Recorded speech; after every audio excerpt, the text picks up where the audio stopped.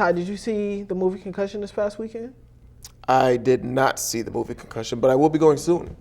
Oh, so you are going to watch it? I will be going. Of course, it's Will Smith. It's only the best rapper of all time.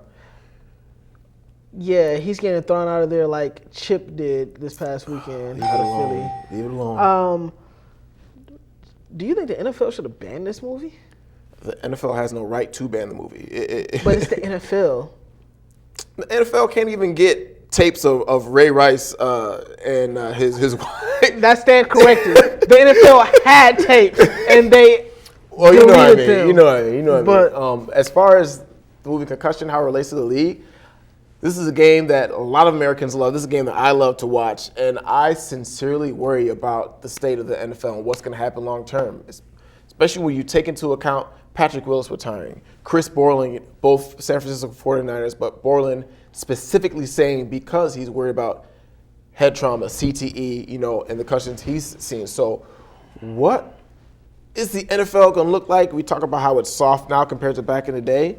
I truly do worry about the extinction of the NFL, but then I ask, is it bad on my part? Because it's for the better of these men who are playing it. They put their bodies on the line. But as maybe this is the jerk side of me once again. As an athlete, you put your body through rigorous things, but you get paid to do so, and you know the risks associated in the sport that you play. Now, when it comes to youth football, there is a lot of improper coaching when it comes to tackling, when it comes to hitting, when it comes to blocking, different things like that. The fundamentals of the game of football are still the same. Coach always told me we was taught falcon arms, head up, head to the side, lead with your shoulder, drive through the tackler. When you block, hands inside, underneath the shoulder pads, raise, use your legs, drive and move. Now, if you watch the NFL now, it looks like a diving competition. Exactly. Synchronized swimming. Everybody. But it goes back to fundamentals of teaching kids at a young age to move forward. Marvin, that does not change the fact that people are getting bigger, stronger, and faster. True. Not to mention some of these HGH doers. True as well, but I mean the fundamentals of the game don't change no matter if you get bigger, stronger, and faster.